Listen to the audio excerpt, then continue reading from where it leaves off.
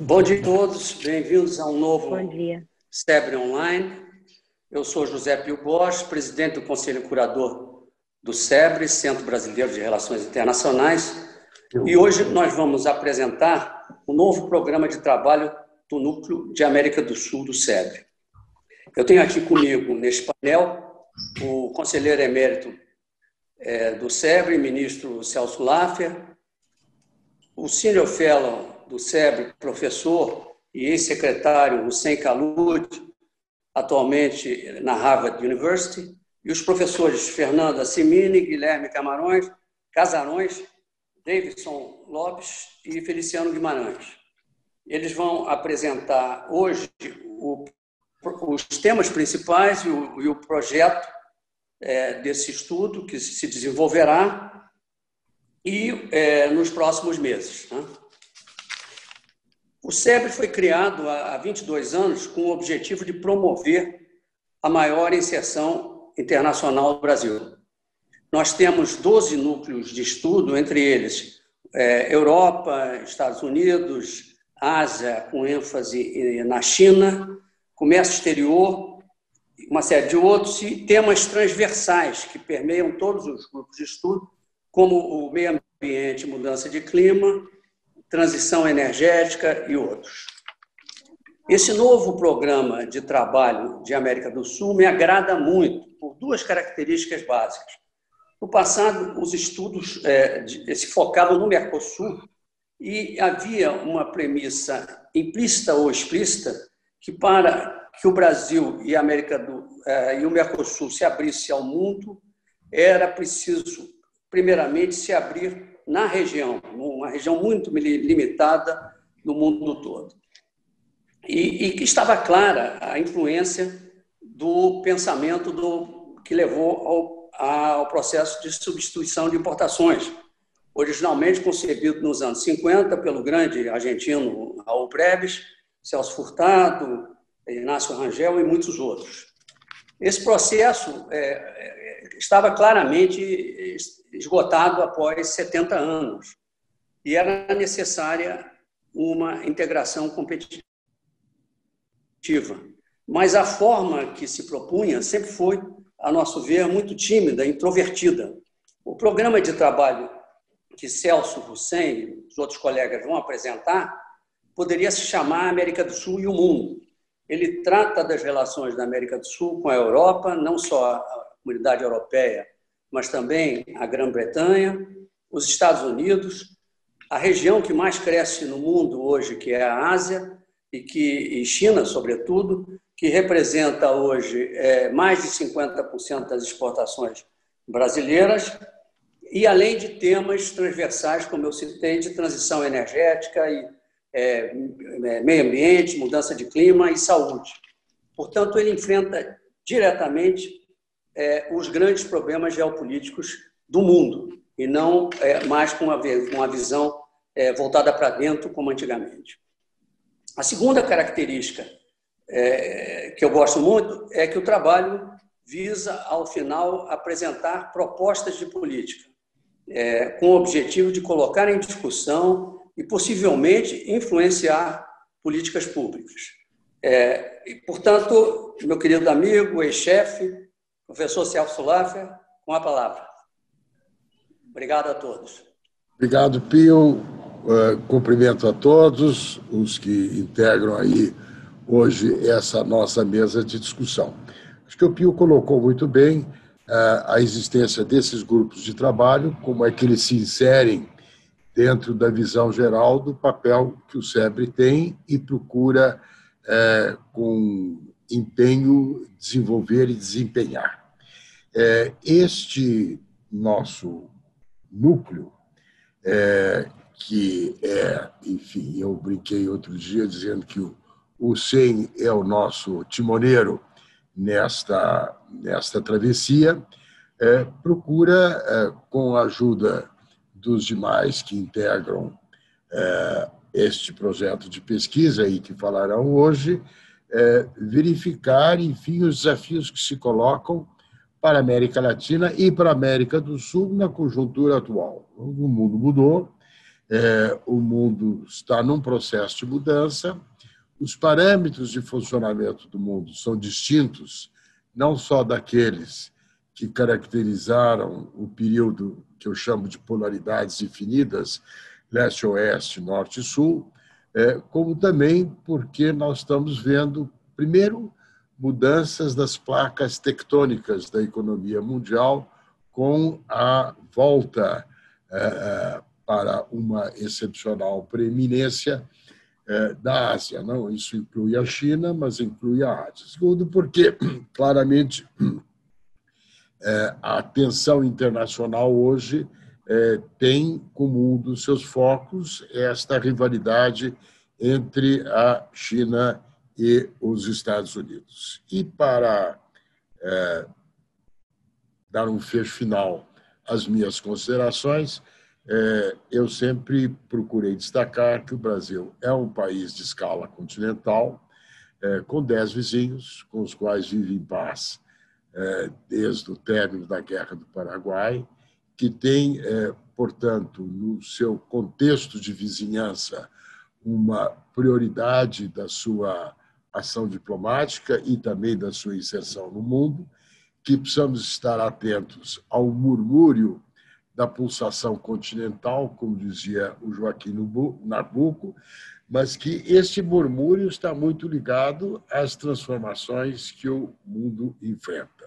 Então, o projeto de pesquisa é um projeto que eu acho que poderá trazer muito bons resultados, porque ele é transversal na maneira pela qual ele procura lidar com os diversos assuntos, que vão dos componentes econômicos aos geopolíticos, aos polos de atração existentes no mundo de hoje, aos temas do conhecimento e, sem dúvida nenhuma, a um dos grandes temas que hoje é parte da nossa pauta internacional, que é meio ambiente e desenvolvimento sustentável. A função do Senior Fellow, que colabora com o grupo, é a de ter uma interlocução com o SEM e com os que com o SEM estão colaborando. E é o que eu pretendo construtivamente fazer no correr dos próximos meses. Eu acho que agora, melhor do que ninguém, o SEM, que tem a experiência acadêmica e também a experiência de quem lidou com policy making, para explicar como é que ele foi concebido e como é que nós pretendemos enfrentar essa matéria. Muito obrigado, primeiro, Pio Borges, pelo convite, por esse desafio que o SEBRE me proporciona de, enfim, como o Celso disse, ser o timoneiro desse barco à frente, enfim, da construção coletiva de estudos e debates sobre a América do Sul. Quero agradecer ao ministro Celso Laffer por aceitar co-coordenar esse trabalho conosco e de ajudar na construção de uma agenda moderna para que se possa decodificar de forma apropriada os desafios da América do Sul no contexto global e também para os desafios estratégicos do Brasil. Igualmente, não posso deixar de agradecer aos professores, meus colegas, meus amigos, Fernanda Senini, Feliciano Guimarães, Guilherme Casarões e Davidson Belém, por se somarem a esse projeto como pesquisadores sêniores nesse projeto. Obviamente, sem a participação deles, sem a ajuda deles, nada disso teria sido possível, porque esse projeto de trabalho foi construído em sintonia, a partir de um debate democrático, das diferentes visões que temos sobre a realidade regional. E, evidentemente, essa pluralidade de visões, cada um no seu cada qual, com a sua expertise, foi fundamental para construir um projeto de trabalho, digamos, desafiador. Como o Pio Borges mencionou nisso, eu acho que quando pensamos nesse projeto, pensamos em oferecer uma plataforma, digamos, moderna. Quer dizer, em que seja possível decodificar a realidade sul-americana, não só de forma endógena, mas de forma exógena, a partir de parâmetros um pouco mais, digamos, mais condizentes e simétricos com os desafios internacionais de momento. E sair um pouco, digamos, das amarras que nos prendem a decodificar a América do Sul sob parâmetros ainda mais antigos. Isso não quer dizer que não trataremos de temas que sempre fizeram parte da história da geopolítica sul-americana e de seu processo de integração regional. Mas, obviamente, que o nosso olhar será muito mais da América do Sul no mundo, a importância da América do Sul no mundo. E isso tem uma razão de ser, obviamente, né? Cada vez mais a China atua na América do Sul, cada vez mais os Estados Unidos olham para o sul do hemisfério, cada vez mais a Rússia procura ocupar um espaço do nosso subcontinente. Portanto, a América do Sul, na minha percepção, e creio que compartilho dessa visão com os demais colegas, é que ela ganhou uma dimensão diferente, seja no âmbito do contexto da geopolítica global, mas também a partir de novos parâmetros, ao tratarmos da temática do meio ambiente. Né? Então, com base nesse espírito, nós organizamos um plano de trabalho que tem por finalidade estimular o debate público. A América do Sul está ausente no meio, digamos, das discussões na mídia brasileira, na academia brasileira, em algum sentido, no âmbito, sobretudo, das arenas públicas, da arena governamental. E a razão pela qual, acho que bem o título do lançamento do nosso núcleo de volta à América do Sul. Quer dizer, eu acho que a América do Sul é definitivamente a nossa circunstância e temos que olhar para a nossa região. Afinal, o Brasil não pretende mudar de continente. Portanto, nada melhor do que olhar para o nosso compasso regional. E nesse processo de indução, digamos, de debates, de indução de análise, produção de estudos e produção de policy papers com o objetivo de, digamos, de tentar influir positivamente no debate, modulamos uma agenda, eu não vou entrar em todos os aspectos dela, mas ela vai se basear sobre os seguintes eixos. Teremos um debate específico sobre a China e a América do Sul, que ocorrerá na próxima semana. A nossa ideia é organizar um webinar mensal ao longo de 12 meses, então teríamos mais ou menos 12 webinários abertos para debate público. O segundo seria sobre os Estados Unidos e a América do Sul. Na sequência, a América do Sul e a Europa. É claro que nesse processo se inclui o processo de integração birregional, América do Sul, Mercosul, União Europeia, mas a ideia é olhar um pouco para além do próprio acordo Mercosul-União Europeia, que tipo de oportunidade, que tipo de cooperação, que tipo de trabalho se pode desenvolver no campo da inovação tecnológica, da bioeconomia, de cidades inteligentes, enfim, nesse compasso América do Sul e Europa. Outro tema importantíssimo que eu acho que deveria, na minha opinião, ser um carro-chefe, talvez, a geopolítica do meio ambiente na América do Sul. Eu acho que o que carecemos é, de fato, de uma estratégia regional de desenvolvimento sustentável, de proteção à biodiversidade e de desenvolvimento de economia verde, né? Então, eu acho que o Brasil tem a condição de liderar esse projeto, tem a condição de trabalhar, especialmente com os países amazônicos, numa nova frente focada em demonstrar que é capaz de, sim, de desenvolver de forma coordenada políticas públicas regionais focados no tema. Outro assunto importante que, obviamente, que atinge a região como um todo é o crime organizado transnacional na América do Sul e seus impactos socioeconômicos, né? O crime hoje tem tremendos impactos econômicos, sociais, sobre os vários países. No Brasil, me recordo quando eu estava conduzindo os trabalhos na Secretaria de Assuntos Estratégicos, uma das encomendas e um dos dos objetivos foi desenvolver um estudo focado nos custos econômicos da criminalidade. O que isso representa em termos de retrocesso socioeconômico? E não é possível pensar num país que tem fronteiras com praticamente todos os países da América do Sul, à exceção do Equador e do Chile, não pensar essa matriz de problema a partir de um olhar regional, né? A reboque desse assunto, temas de defesa, de segurança regional se tornam cada vez mais imperiosos e precisam ser discutidos de forma responsável, sobretudo quando nós começamos a perceber certas ingerências externas ou, às vezes, ameaças de intervenção por meio do uso da força em nossa região. Temas de cooperação, por exemplo, gestão na área de saúde pública, bens comuns regionais,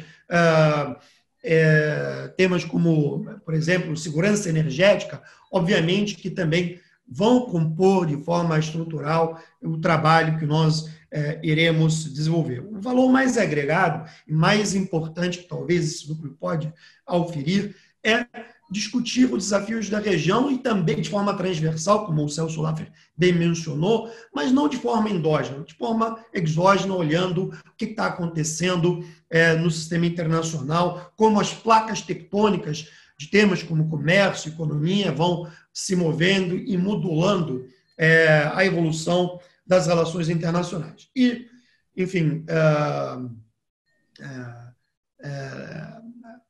por último, mas não menos importante, discutir o presente e o futuro da Venezuela, quer dizer, os temas de caráter de corte democrático na nossa região. Qual a importância? Qual a melhor forma de lidar com os problemas que a Venezuela atravessa? É óbvio que penso que estamos na mesma balada de ideias de que o que ocorre na Venezuela não é algo ordinário, né? Obviamente que a Venezuela passa por um grave problema de déficit democrático, mas penso que o Brasil precisa ter a serenidade e a responsabilidade de saber como trabalhar esse problema regional. Por fim, a geopolítica do conhecimento. Enfim, é uma dos temas que foi levantado pelos colegas, quer dizer, discutir a quarta revolução industrial, discutir a geopolítica do conhecimento a partir do prisma cultural, a partir da globalização por 2.0, enfim, são temas modernos que cada vez mais permeiam a nossa sociedade.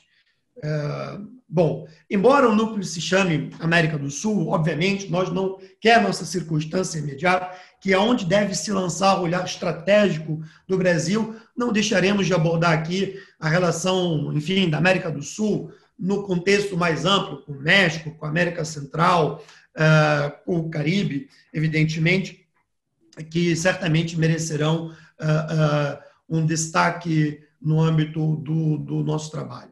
Como vocês podem ver, quer dizer, eu não quero me estender, mas o projeto de trabalho ele vai se estruturando em torno de diversos temas e a partir de um marco metodológico, em que não apenas organizaremos os webinários, se assim o chamamos, mas também a produção de análises pontuais e também de policy papers de forma, digamos, quadrimestral, focados em todos esses assuntos. Obviamente que quando tem episódios, digamos, surgidos em matéria geopolítica, econômica, etc., pontos de tensão, a política ela é muito dinâmica na região.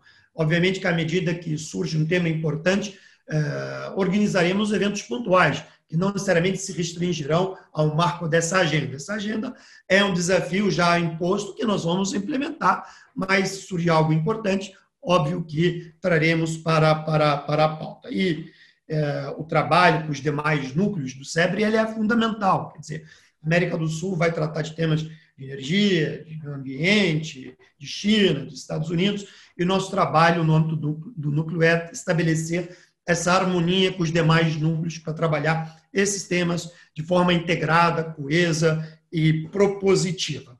Não quero mais me estender, mas eu queria já, se me permite, Pio e professor Laff, avançarmos diretamente para os debates. Nós nos comprometemos em organizar um debate entre nós outros, como dizem, e de ver a perspectiva de cada um a respeito do que pensa da América do Sul, do papel do Brasil, ou da relação da América do Sul com o mundo.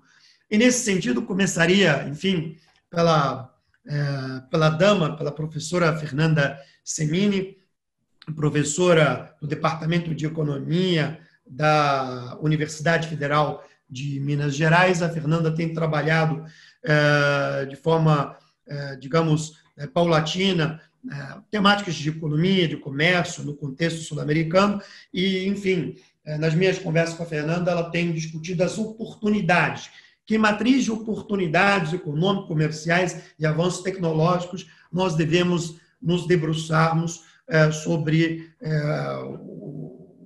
o teatro sul-americano. Fernando, a palavra está contigo, por favor. Obrigada, Hussein. Bom, primeiramente, bom dia a todos e a todas, né, que estão nos assistindo. Eu quero agradecer muito o convite feito pelo Hussein e pelo SEBRE, na figura do Pio Borges, a quem aproveito para cumprimentar toda a direção executiva dessa prestigiosa instituição. Quero também agradecer e cumprimentar o nosso conselheiro emérito, o professor ministro Celso Laff, dizer que é uma enorme satisfação trabalhar com ele junto com esse time de craques aí, Hussein, Davidson, Guilherme e Feliciano.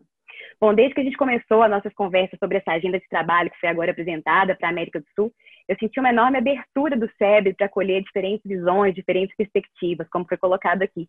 E eu espero muito contribuir, não só com um olhar feminino, né, como foi colocado, sobre questões tão estratégicas, mas também acolhendo maior diversidade de outros colegas intelectuais, tomadores de decisão de diferentes gêneros, raças e regiões do país. Então, me coloco à disposição para trazer e fomentar esse debate. Até porque a gente nunca precisou tanto de espaços de debate plurais como esse, né? Acho que a gente não tem mais tempo para ficar preso em debates polarizados, dicotomia que não nos leva a lugar nenhum.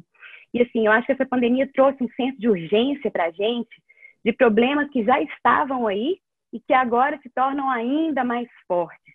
E uma coisa que me chama a atenção é essa nossa dificuldade histórica e estrutural de avançar rumo a paradigmas tecnológicos, né?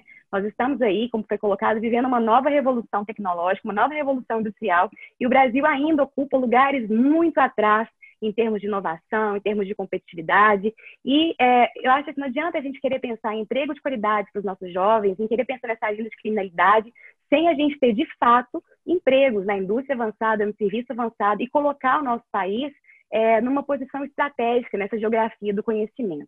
E é nesse aspecto que eu acho que a gente precisa trazer a América do Sul de volta, né?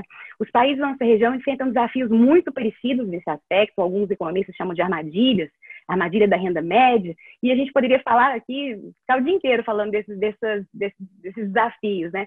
Mas eu acho que, como o Sam também colocou, eu quero falar um pouco de oportunidades.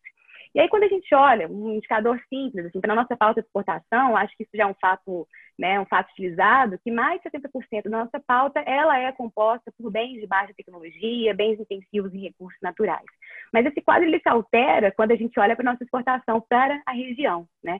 Ali a gente tem cerca de 40% de produtos complexos, contra 8% de produtos de baixa complexidade. Então, o que a gente tem que pensar, né? Se tem um espaço para a gente poder ampliar essa nossa pauta, essa nossa agenda, a gente precisa olhar com mais seriedade para a nossa região, né?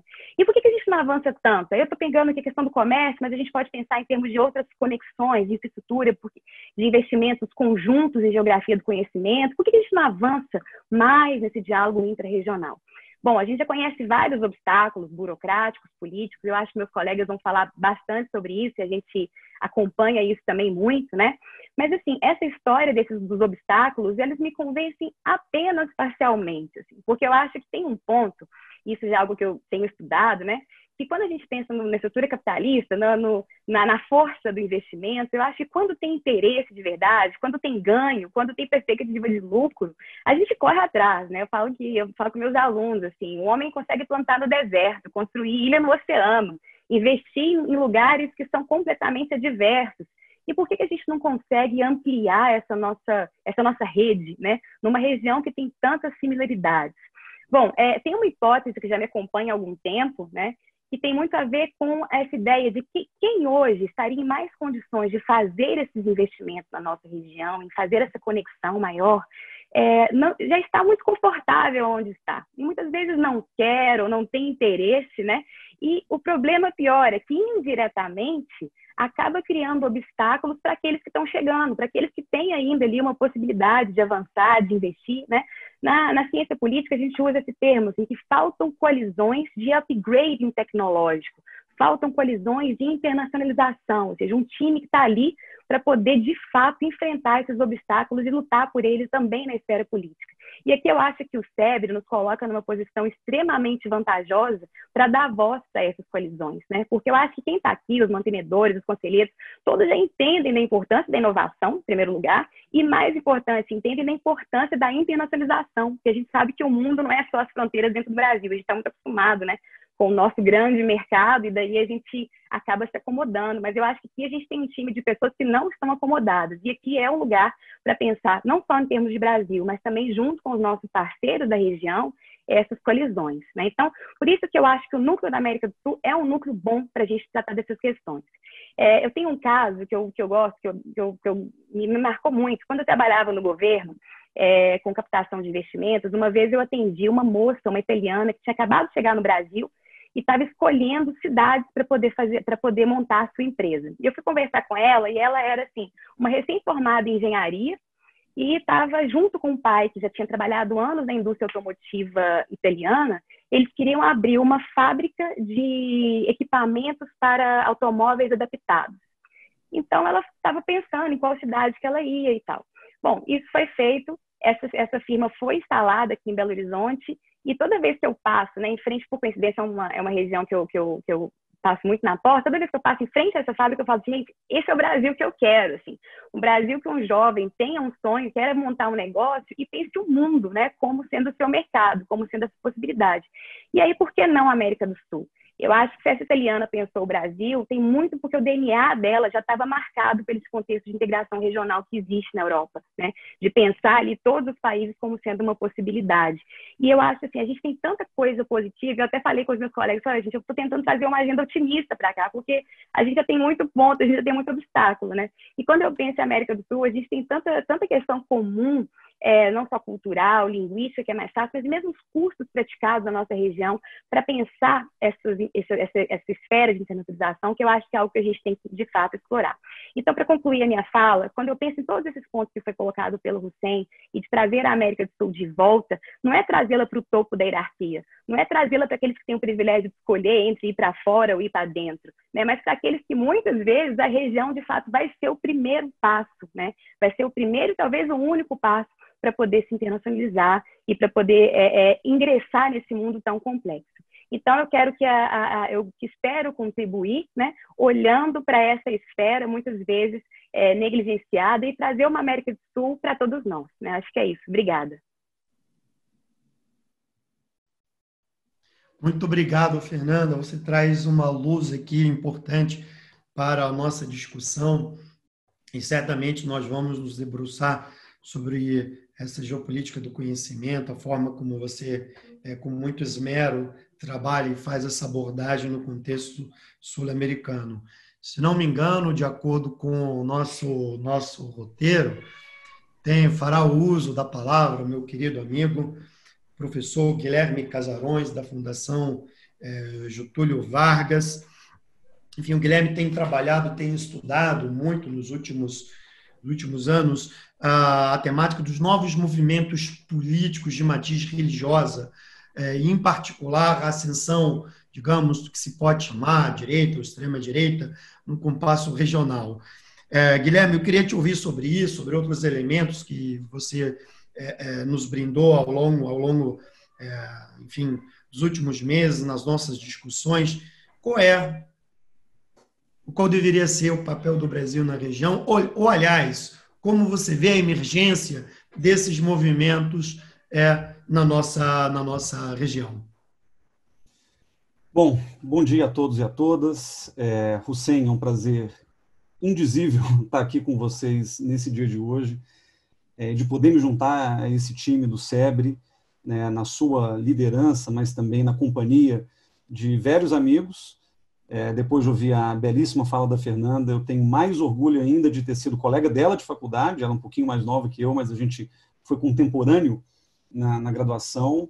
Davidson também, um pouco mais velho que a gente, mas todos nós ali convivemos em algum momento, e é muito bom poder, de certa forma, voltar para casa, né, e conversar e ouvir as ideias de pessoas com quem a gente cresceu junto, né, com quem a gente já tem aí uma amizade de longa data. Feliciano, a mesma coisa.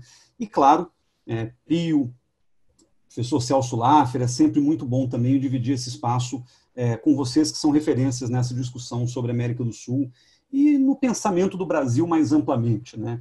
Então, liderados aí pelo Hussein, eu estou muito animado, muito feliz e muito esperançoso pelo que a gente possa, em conjunto, produzir em termos de resultados, de reflexões e de sugestões, de recomendações políticas mesmo, usando essa plataforma importantíssima que o SEBRE nos proporciona.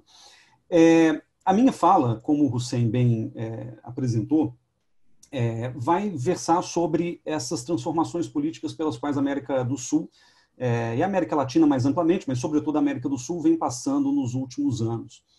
É curioso olhar para a mesma região 10 anos atrás e perceber que a gente está falando de uma realidade completamente diferente e quase oposta, em certo sentido, àquela que a gente tem hoje. A gente tinha, no final da década de 2000, uma onda, que alguns chamavam até de onda rosa ou onda vermelha da América do Sul, que era marcada por governos progressistas, de centro-esquerda ou de esquerda, proporcionando políticas sociais que conseguiram, em algum momento, reduzir a pobreza, reduzir a desigualdade nos seus países. A integração regional estava no seu auge com a criação da Unasul, com o aprofundamento do Mercosul, ainda que com problemas que a gente também nunca deixou de criticar. E, ao fim da década de 2010, e entrando na nova década como a gente está agora, a gente percebe uma realidade continental muito diferente.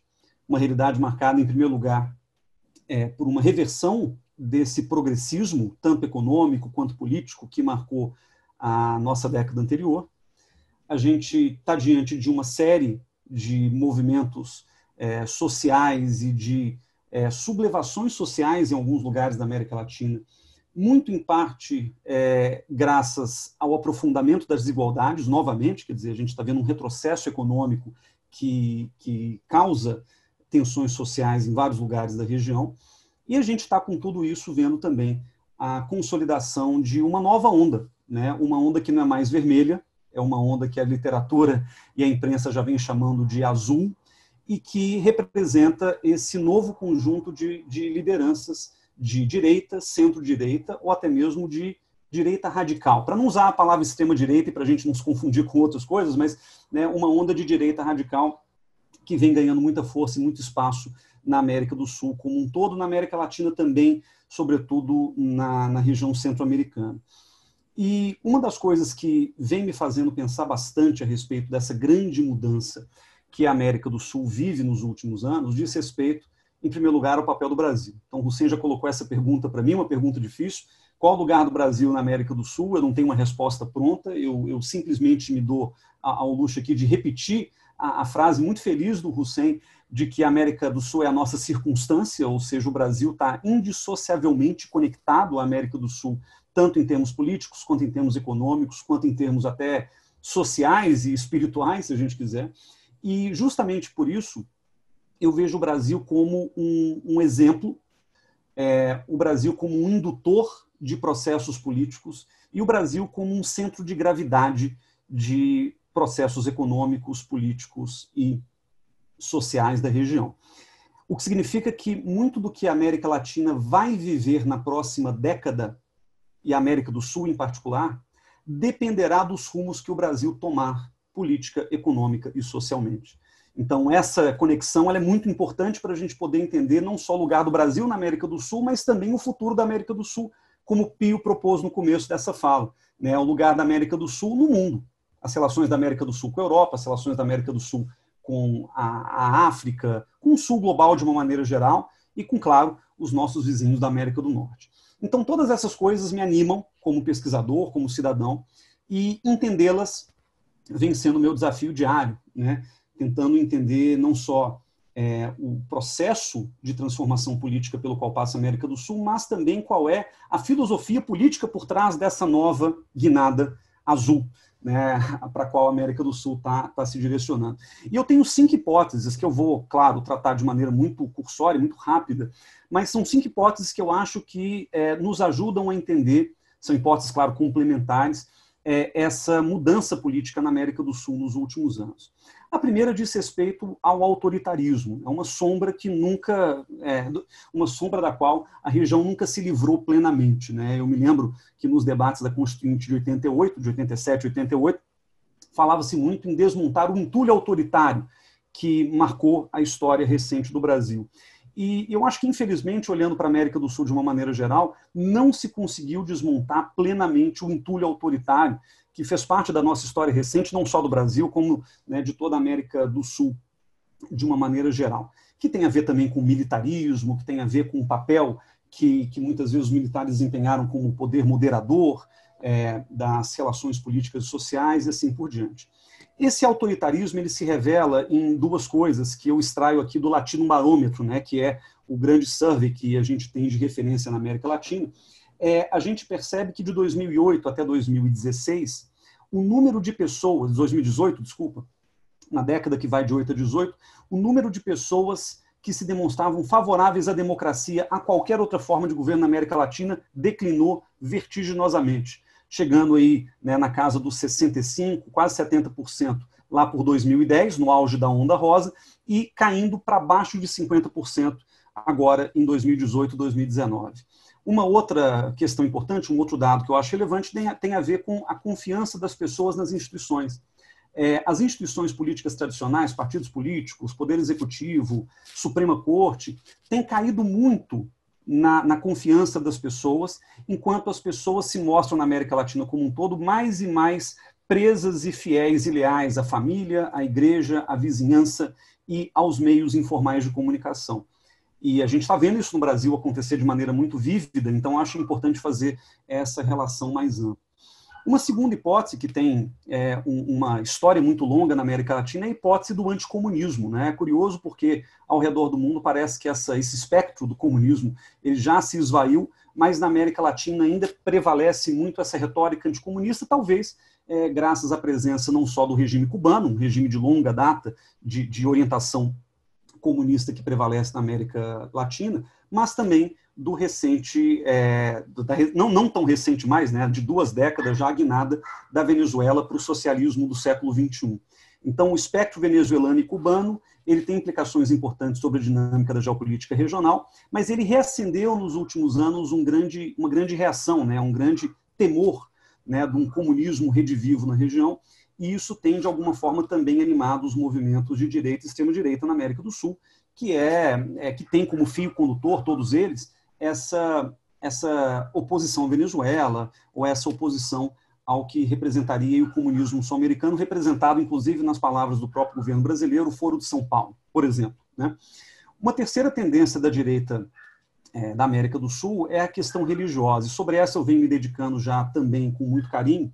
E um dado que eu queria trazer para vocês é que a proporção de católicos na América Latina, também pegando dados de um grande survey que foi feito pelo Pew Research Center em 2014, o número de católicos caiu entre a década de 70 e 2014 de 92% da região para 69% da região, enquanto que os protestantes subiram de 4% na América Latina como um todo, na década de 70, para quase 20%. Sendo que no Brasil, a gente tem hoje, 2020, mais ou menos 30% de evangélicos, né? Evangélicos que, em geral, são mais próximos da religião, e isso também tem um impacto muito importante sobre a nossa maneira de pensar a construção da política nos países da América do Sul.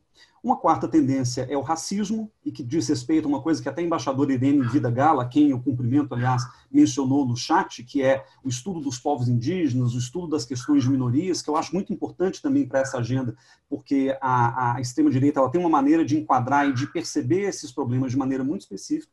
E, por fim, o nacionalismo, né, que é um tema sempre presente no debate sul-americano. O nacionalismo ele teve uma cara anti-imperialista muito forte nas décadas 70 e 80, e hoje o nacionalismo tem cada vez mais a ver com a crescente presença da China na região. Então, esse é um tema que a gente certamente vai abordar nas nossas pesquisas dentro do núcleo da América do Sul.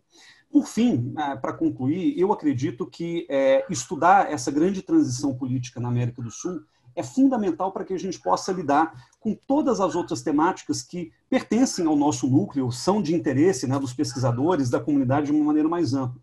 Então, bens públicos regionais, como saúde pública, a questão indígena, direitos humanos, crime organizado, meio ambiente, e talvez mais importante, a integração regional, todos eles dependem desses movimentos políticos que vêm se consolidando. Então, entendê-los e mapeá-los é fundamental como um primeiro passo para que a gente possa endereçar de maneira adequada todas as agendas que a gente pretende tratar no âmbito do núcleo da América do Sul do SEBRE.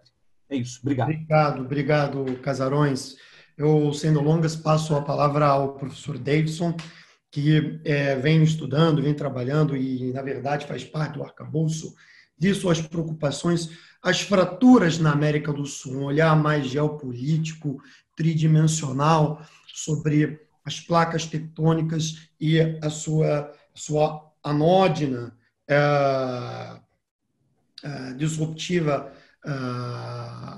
disruptivo impacto sobre a política regional, seja, enfim, na Venezuela, na Bolívia, enfim, o que acontece atualmente entre Brasil e Argentina, e por aí vai. Davidson, a bola está contigo.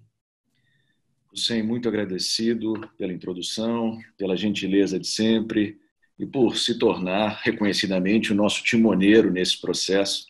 Uma saudação especial. Quero também saudar o presidente Pio Borges, sempre muito generoso no acolhimento a esse grupo de trabalho, e professor, ministro Celso Laffer, que não nos deixa errar, nos conduz pelas sendas corretas, né, nesse esforço coletivo de um grupo de colegas, professores, pesquisadores, que eu também reputo muito promissor. Eu tenho as melhores expectativas possíveis acerca desse esforço. Como o Hussein já enunciou, eu vou tentar, em 5 minutos, não mais do que 5 minutos, fazer um diagnóstico rapidinho aqui acerca da nossa múltipla fratura, ou seja, a região como um espaço que hoje em dia não encontra muitos caminhos para cooperar, há vários pontos obstruídos.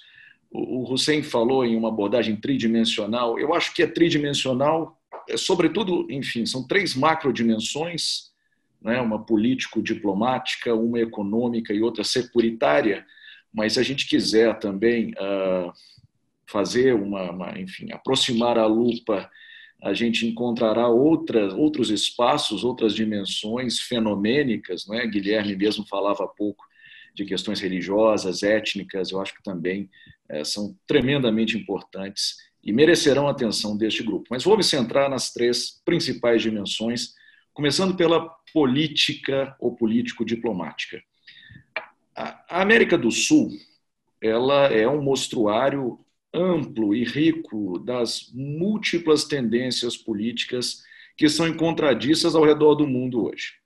Então, da direita à esquerda, com várias ênfases, com vários níveis de intensidade e de radicalidade, para usar a expressão feliz do Guilherme, nós conseguimos, na América do Sul, identificar exemplares, não é?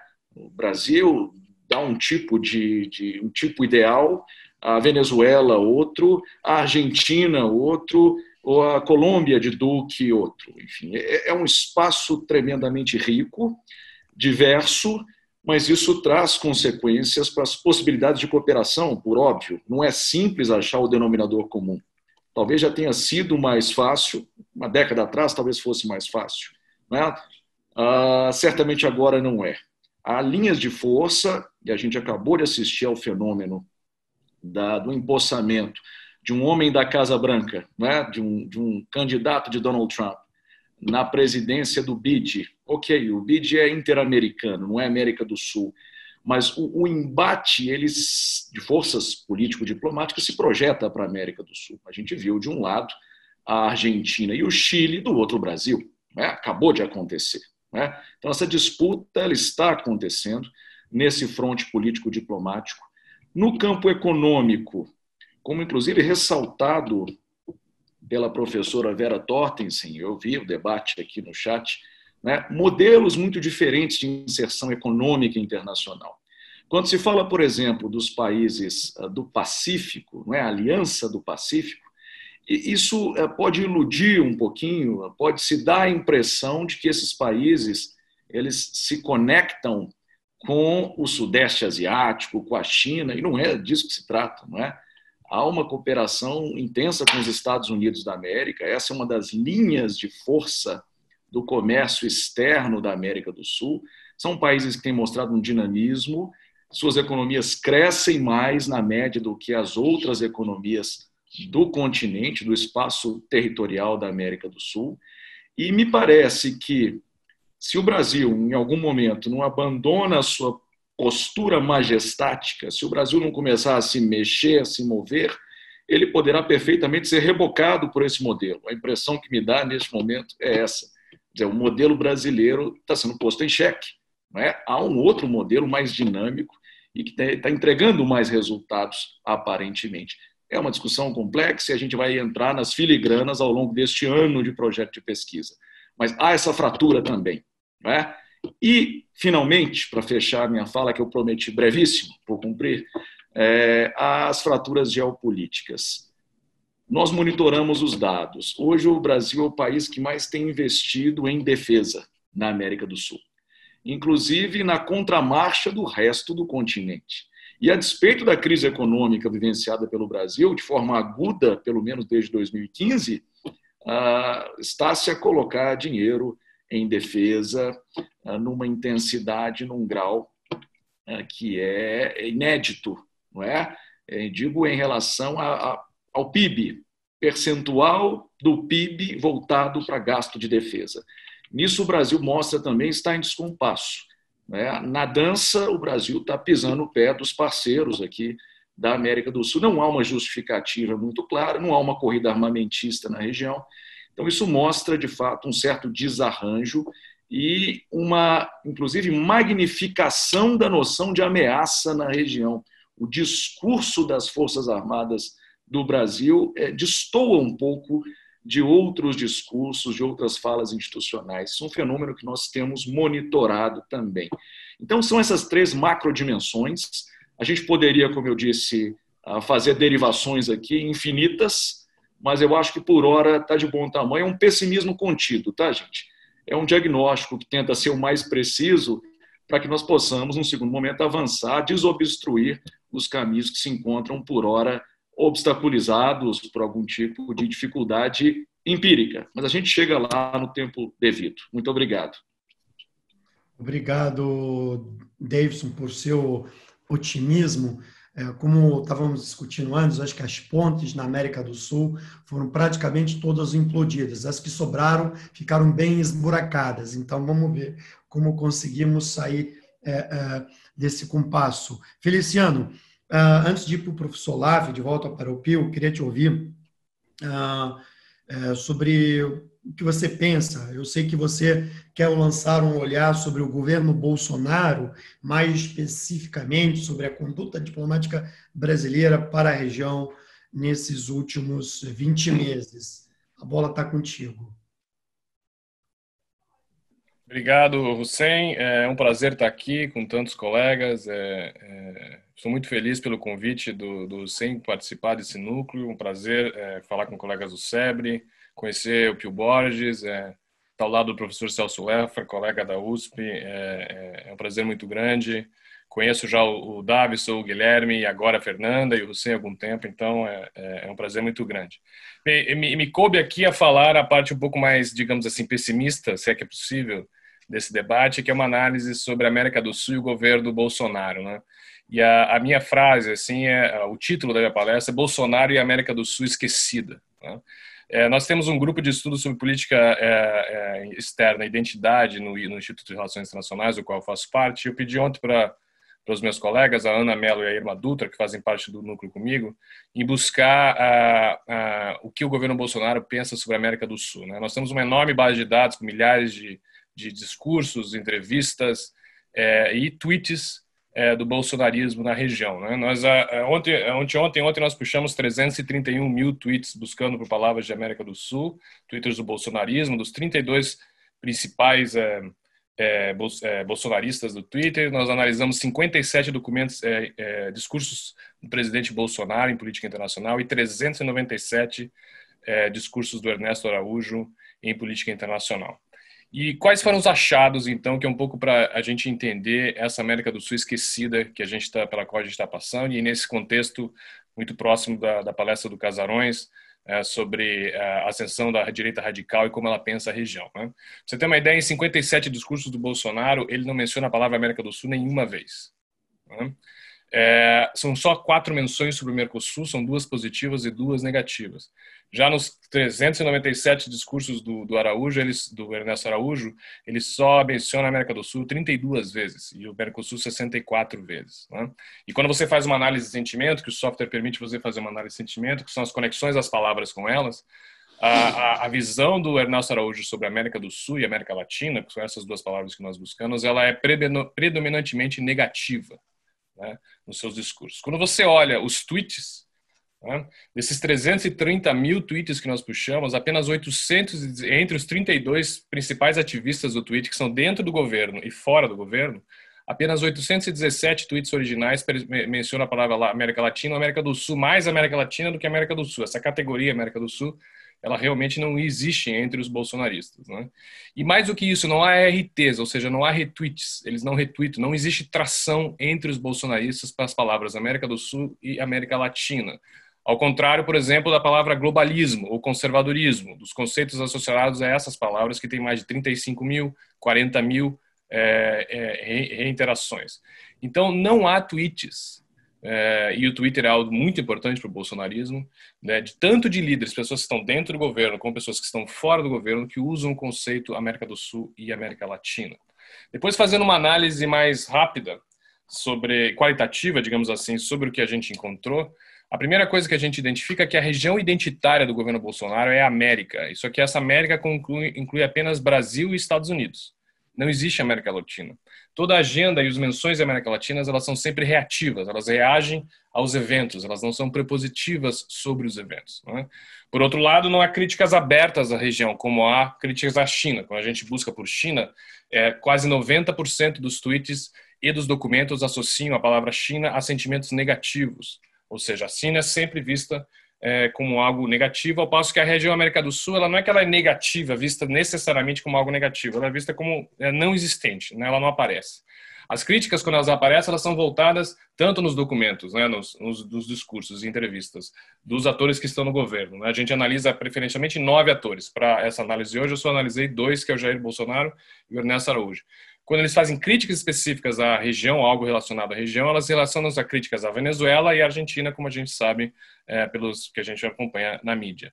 Por exemplo, o engajamento em relação ao Chile, que no início de na campanha de 2018 do Bolsonaro e no início do governo, em 2019, eram, em geral, engajamentos positivos, principalmente do Paulo Guedes. Elas ficam um tempão sem aparecer Chile, e quando começam as manifestações no Chile, as menções ao Chile são sempre negativas pelo viés da esquerda que está derrubando um governo de direita e tudo mais no Chile. E por fim, o último achado, que é uma leitura ainda que está sendo construída, é que todos os países Peru, Venezuela, Bolívia e Paraguai, quando aparecem dentro do bolsonarismo, eles sempre aparecem dentro da pauta securitária e de fronteira, né? Eles raramente aparecem com a pauta de integração, de investimento ou de imigração de uma forma positiva.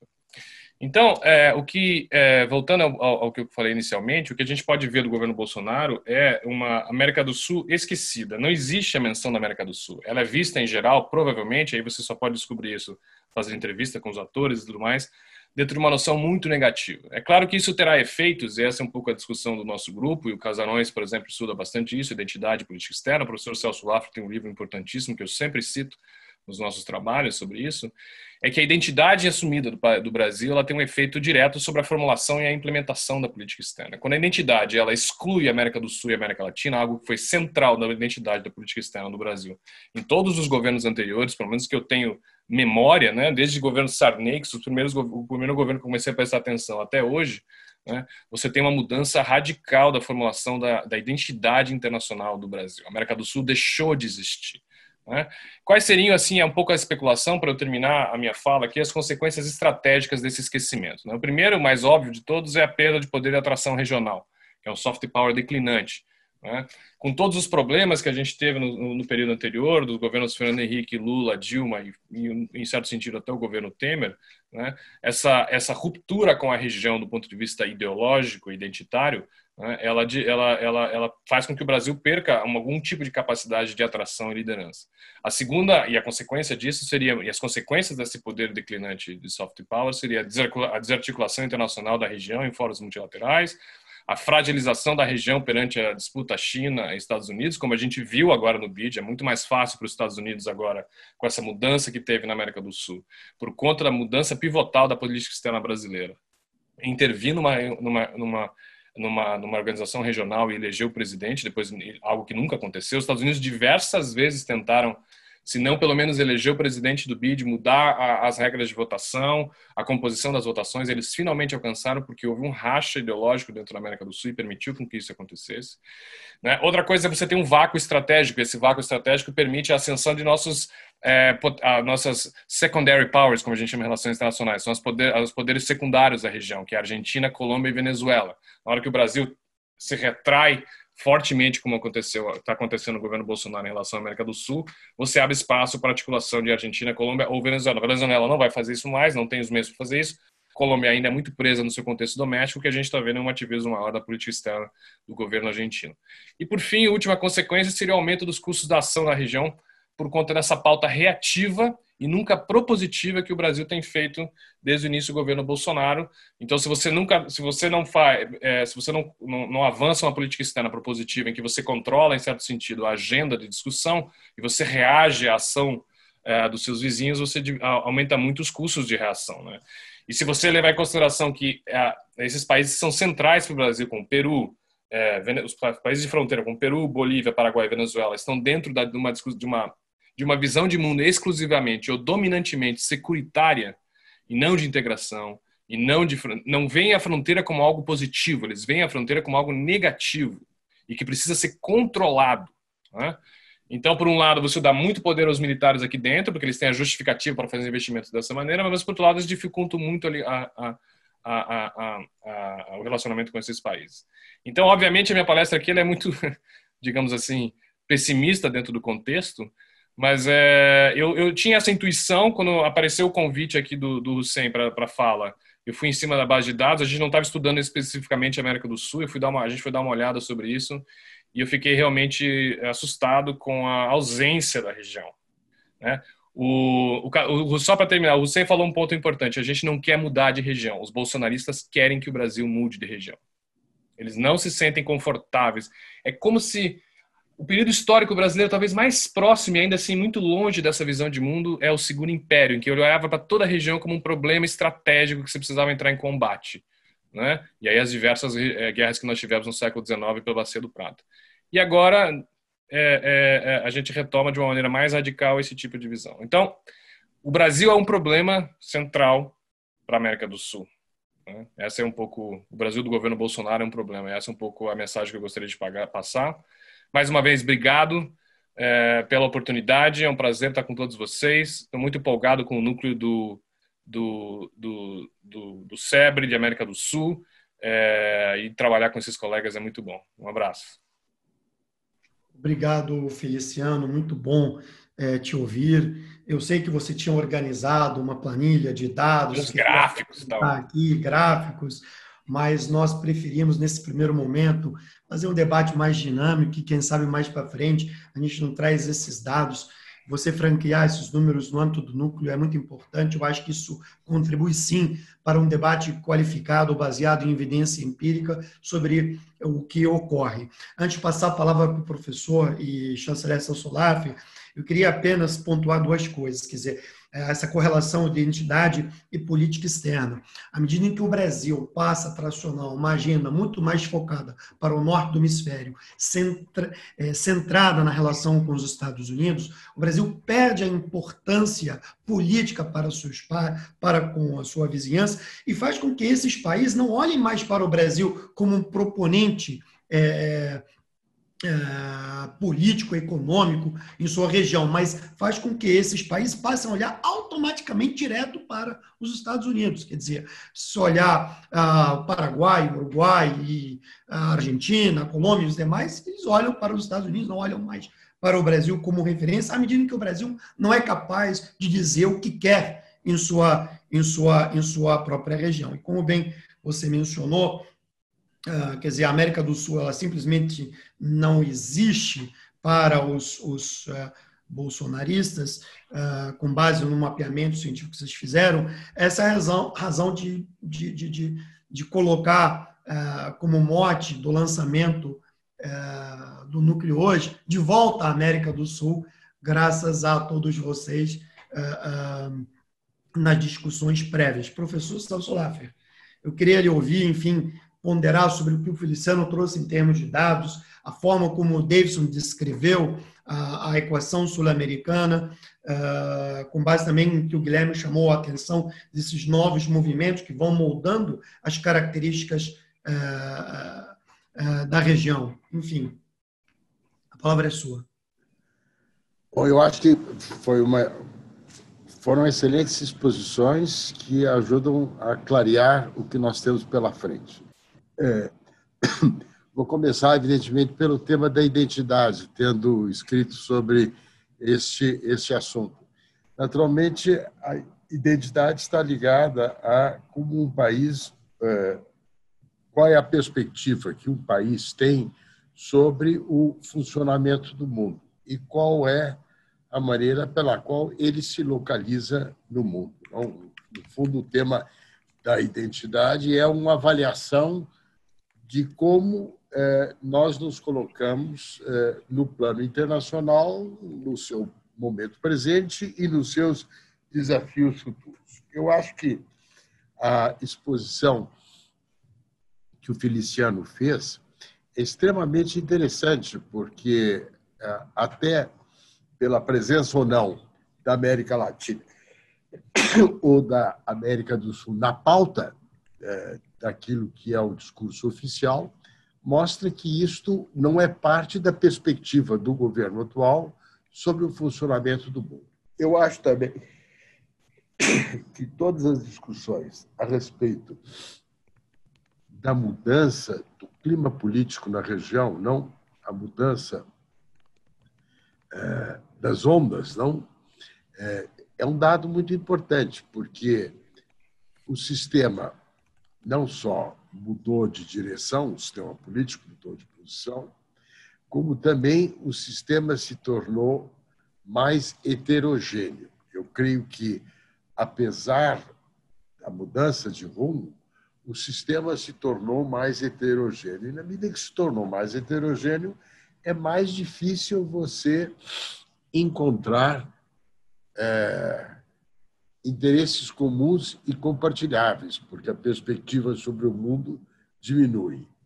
Acho também que um dos temas que foi aqui mencionado é a concepção de fronteira, não a ideia de que a fronteira não deve ser visto como uma fronteira de cooperação, mas uma fronteira de separação. Daí o papel também atribuído às Forças Armadas, que reforça também a leitura que faz o Bolsonaro dos atores que sustentam o seu governo e dos investimentos que estão sendo feitos nesta área. Que eu acho que é um dado também muito significativo. Eu creio que um outro ponto que foi levantado, e que também acho muito relevante, que foi a Fernanda que mencionou, que é o problema, enfim, do conhecimento, da inovação, o que nós fazemos nesta área que se torna cada vez mais relevante. Eu acho que estava mencionando ao Hussein outro dia, que eu estou lendo o livro do Zurlich, America in the World. É um livro muito interessante, porque ele faz um pouco uma discussão semelhante na perspectiva àquela que fez o Recupero sobre o papel da diplomacia na construção do Brasil. O livro do Zurlich é o papel da diplomacia, dos atores de política internacional na construção do poderio norte-americano, não? Com a devida atenção também ao capítulo da vizinhança e de como eles não podem deixar de prestar atenção àquilo que é o seu entorno imediato. Mas um dos capítulos que mais me impressionou foi o capítulo sobre o Vannevar Bush. O Vannevar Bush, que foi o colaborador do Roosevelt e do Truman, que escreveu um texto muito instigante sobre a ciência, como The Endless Frontier, e que montou um sistema de ciência e de conhecimento descentralizado, governo, universidades, agências, nos Estados Unidos, que está na raiz daquilo que é o poderio que os Estados Unidos têm hoje na área do conhecimento e da inovação. É esse poderio, aliás, especificamente, que a China está colocando em xeque. Bom, eu me lembro disso porque aí, os do cachimbo faz a boca torta. Quando a FAPESP foi criada na Assembleia Constituinte Paulista pós-Segunda Guerra Mundial, o argumento pela criação da FAPESP, como uma agência de pesquisa com recursos próprios destinados a apoiar um sistema descentralizado de conhecimento, um dos documentos de base que o grupo apresentou foi o do Vannevar Bush, The Endless Frontier. Quando eu presidi a FAPESP, uma das preocupações que eu tive foi a da internacionalização.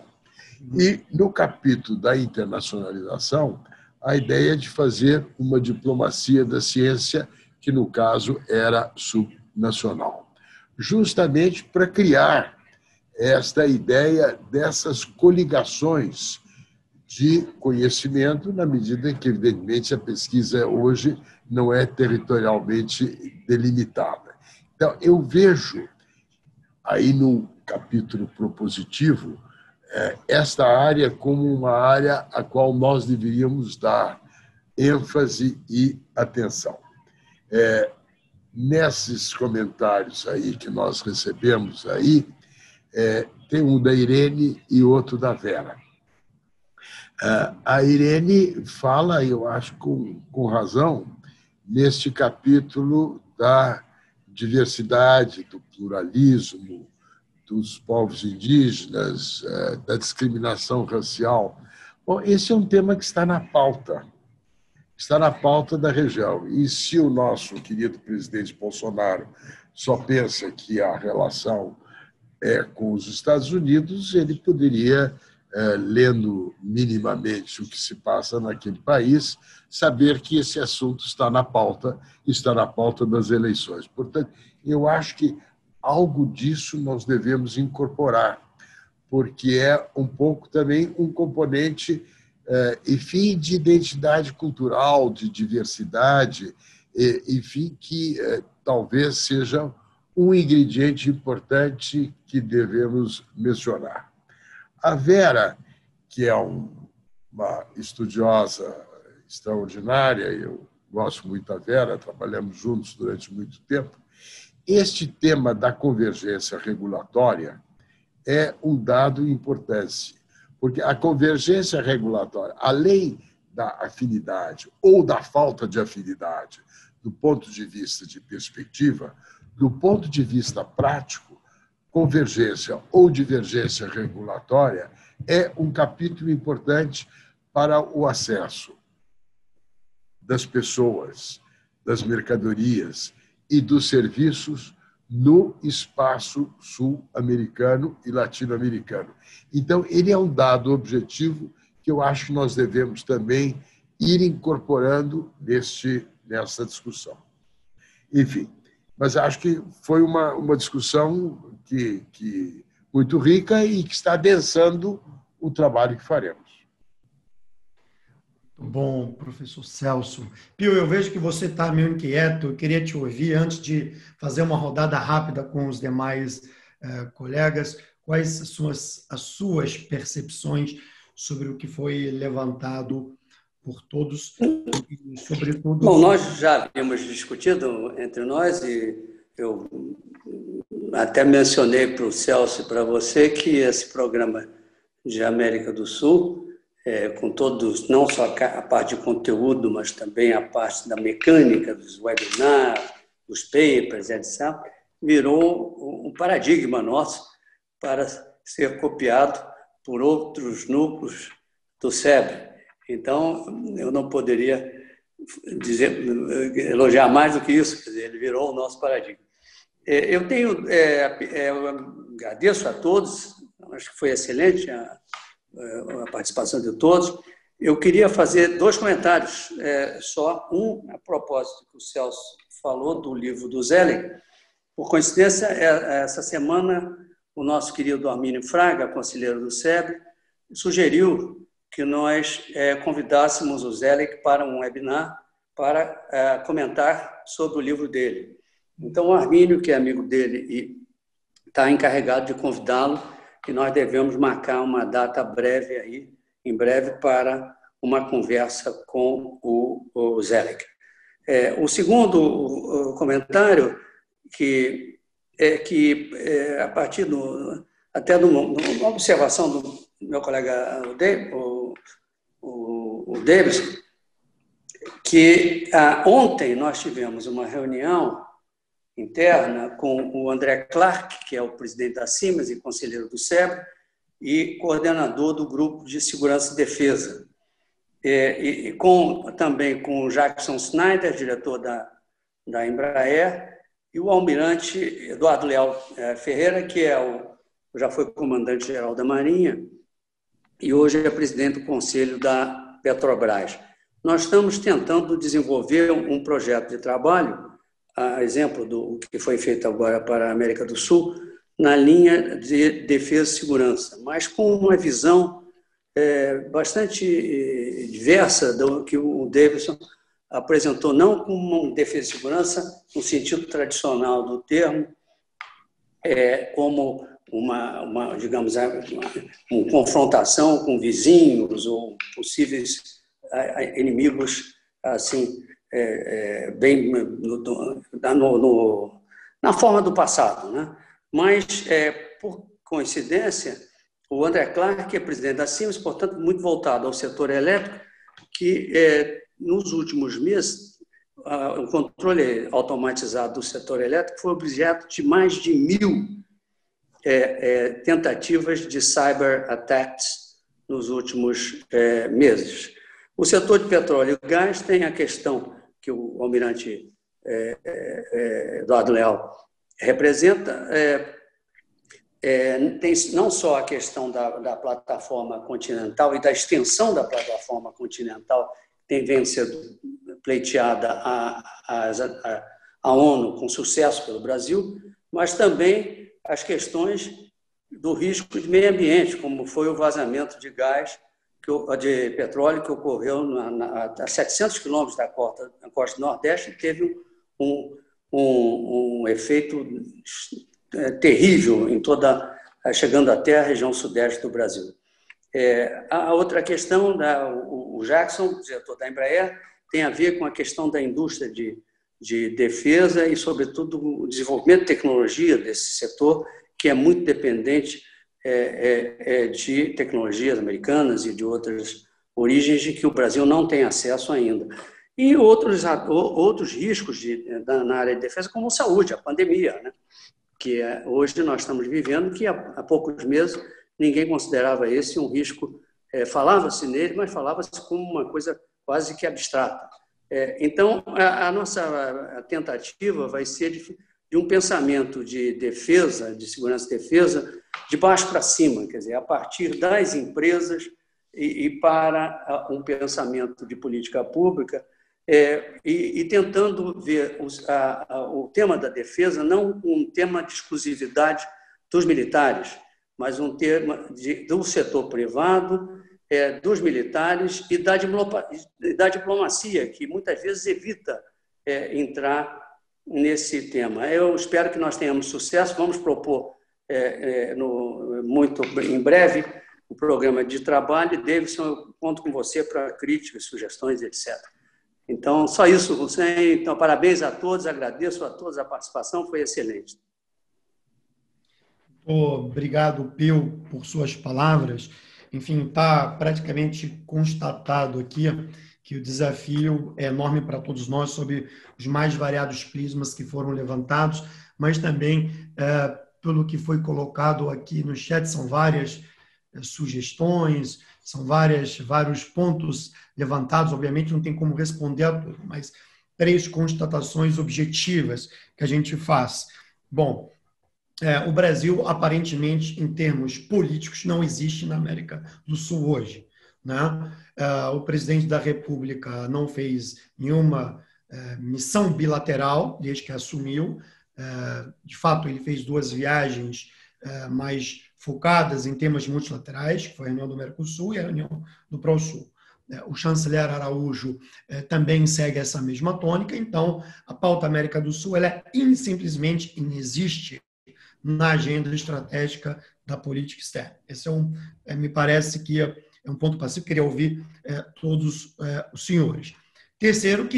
Segundo, que existe um vácuo de poder, né? Há um vácuo de poder na região. Esse vácuo de poder está sendo preenchido por potências extra-regionais, né? Quer dizer, olhando para o arco norte da América do Sul, e eu venho repetindo isso, o Brasil está sendo comprimido apenas paralelo para o Cone Sul, e os Estados Unidos vêm, de forma inteligente, ocupando e influenciando a dinâmica da política regional do norte, do arco norte da América do Sul. Não é à toa que o secretário de Estado, Mike Pompeo, estará visitando nos próximos dias, essencialmente, Colômbia, Suriname e Guiana, né? E a minha percepção é que se comprime o Brasil para ser um ator subregional, olhando apenas para o Cone Sul, tira o peso gravitacional do Brasil e ser um ator muito mais influente no compasso hemisférico e também em outros tabuleiros. Quem não exerce, digamos, quem não exerce, digamos, uma política condizente com o seu peso na região, acaba não tendo a capacidade de exercê-la em outros tabuleiros.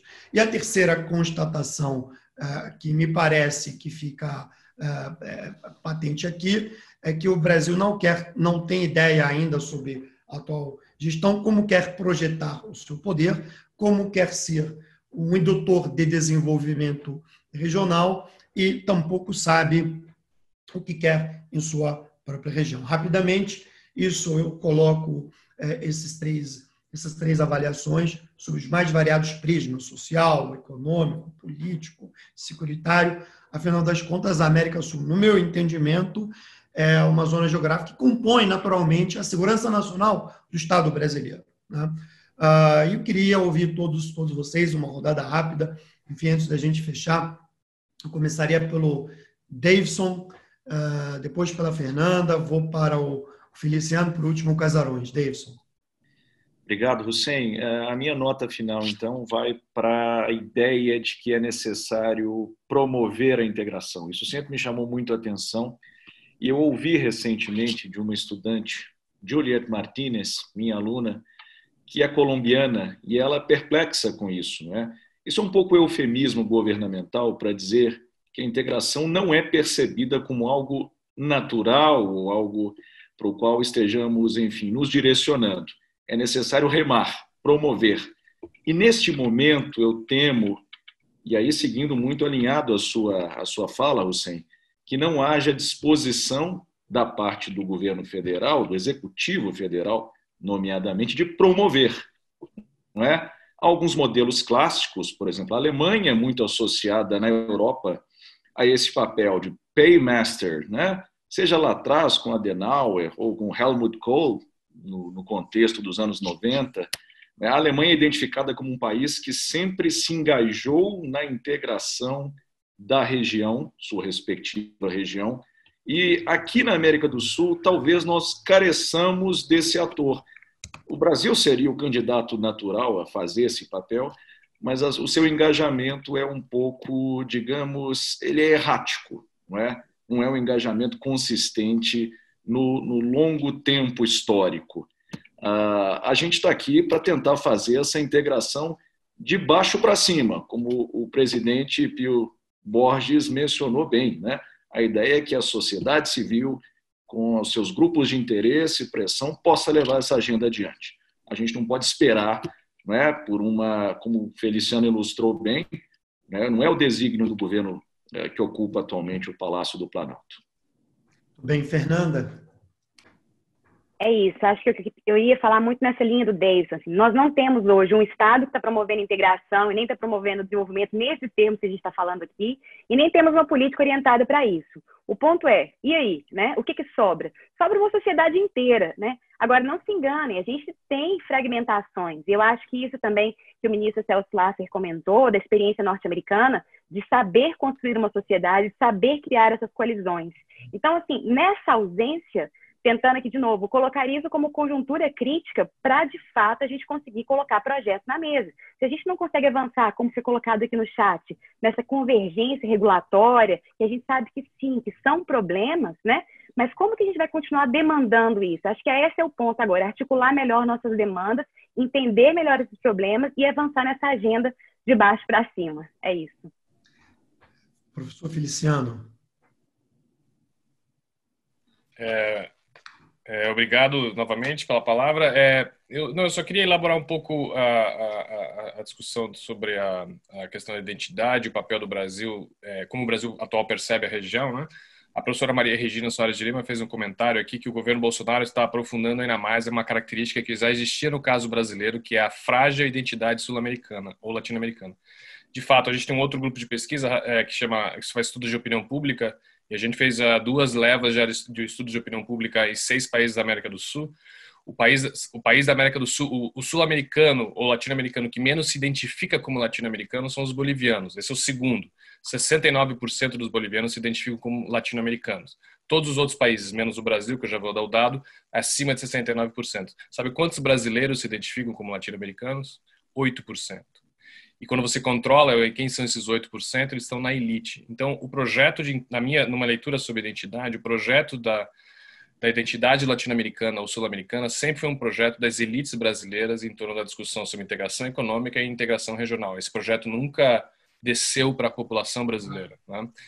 Então, quando você tem um governo que age contra a ideia de integração, ele é potencializado pelo descaso e o fato de que os brasileiros, em geral, fora da elite política, econômica e cultural também, não defendem esse tipo de integração. Pelo contrário, tem uma noção sempre ambígua em relação ao que é a integração. Né?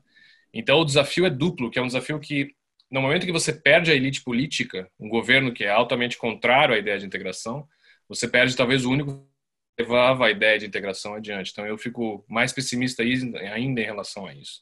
Porque na sociedade brasileira, ainda que existam os interesses dos vários diversos grupos de fazer um projeto de integração, de fazer um investimento no outro país e tudo mais, eles não significam exatamente uma percepção entre a população de que nós somos latino-americanos, que nós somos irmãos em relação aos latino-americanos.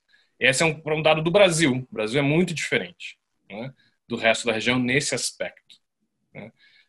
Então, era só essa a minha colocação. Mais uma vez, muito obrigado pela oportunidade. Acho ótimo, estou muito empolgado com o grupo. Eu acho que a gente tem muita coisa a debater adiante. Guilherme?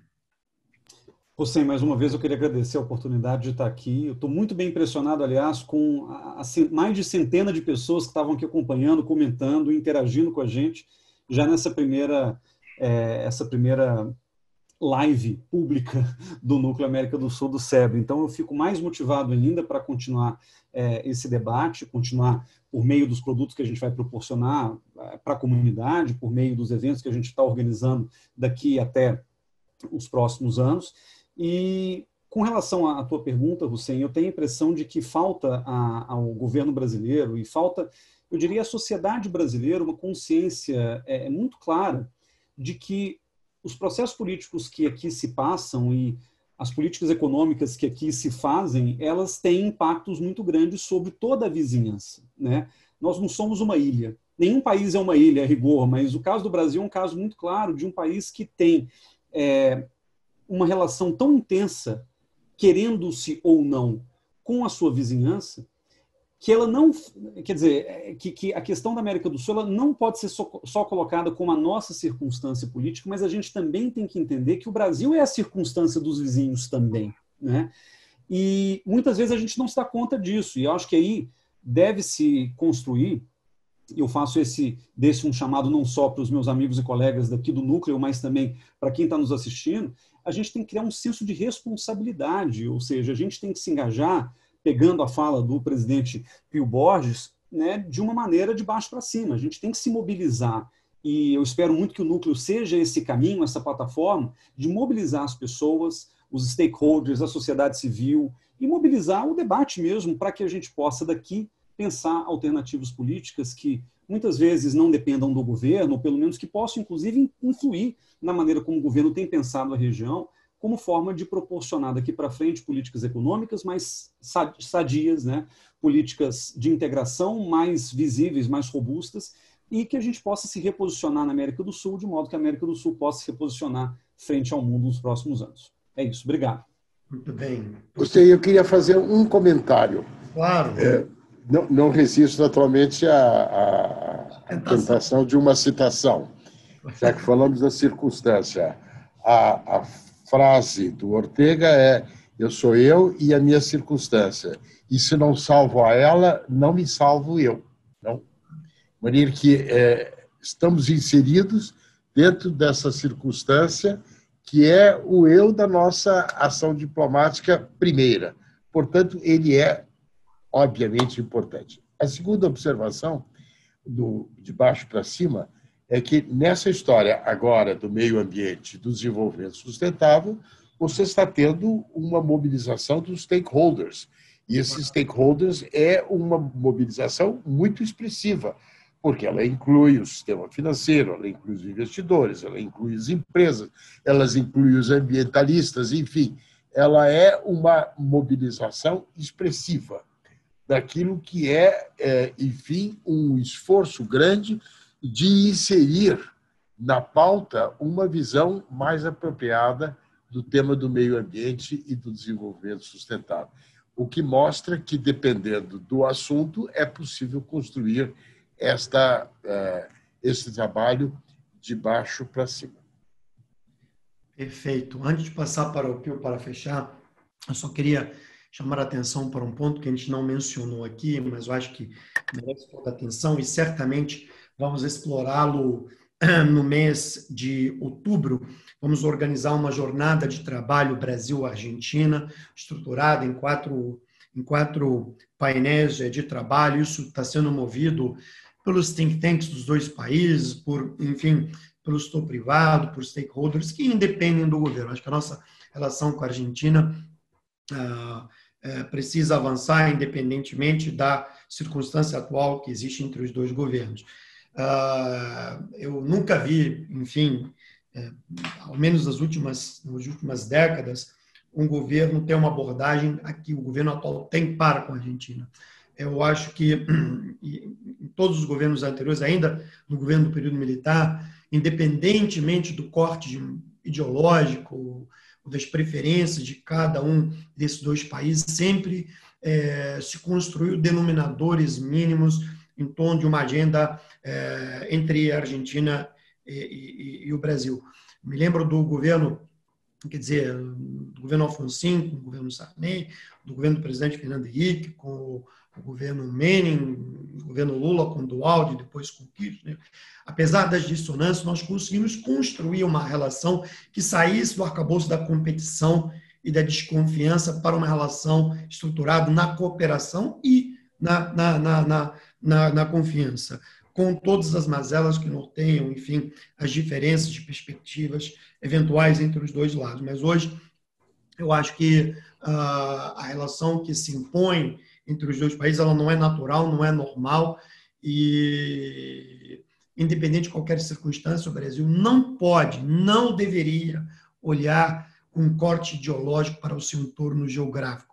O peso do Brasil é muito desproporcional em relação aos demais. O Brasil é um fator de estabilidade regional, e à medida em que o país instiga esse divisionismo ideológico, ele perde a sua liderança natural, ele perde, digamos, o rumo de sua importância em sua própria região. Queria apenas fechar com isso, passar a bola para o Pio, presidente do Conselho Curador do SEBRE, agradecer novamente ao convite de conduzir esse trabalho sob a orientação do ministro Celso Laffer, em colaboração e sinergia com meus colegas professores. Uma tremenda honra poder servir nesse projeto como um indutor de debate. Eu acho que a nossa função no âmbito do SEBRE, em parceria com todos, servir como indutores do debate, questionar e propor caminhos. Pode não ser os melhores, mas é melhor que exista alguma coisa a discutir do que não ter nada, né? Do que aceitar pelo preço de fácil, que acontece atualmente.